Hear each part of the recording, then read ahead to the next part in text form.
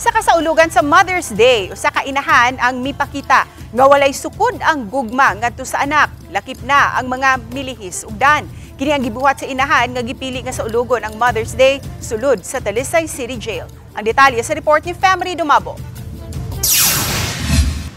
Emosyonal nga gipaambit sa 58 anyos nga inahan nga nag-inusarang nagpadako siyang anak ang kalisod sa kinabuhi. Ilabi na sa kahimtang siyang anak nga napriso sud sa 6 ka tuig human pa sa nginlingan ng rape. Taliwala niini wala mawala ang iyang paghigugma siyang anak. Gani nangandoy siya nga makagawa sa priswa ng anak. Gusto ko nga mulaya na siya ang akong gipangayo sa Ginoo nga tabangan lang ko. Tabangan lang maayo ang lawas namo.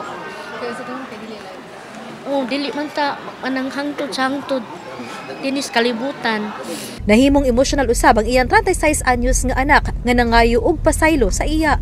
Mga isa kog pasaylo ma sa akong mga nahimong sala kaniadto ba.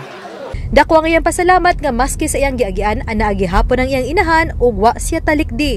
Mihalad siya og kanta nga iyang nakatunan sud sa prisuhan kauban ng ubang mga PDLs. For loving me, for being my eyes, I couldn't see, for parting my lips, what I couldn't breathe. Thank you for loving me. Thank you, ma.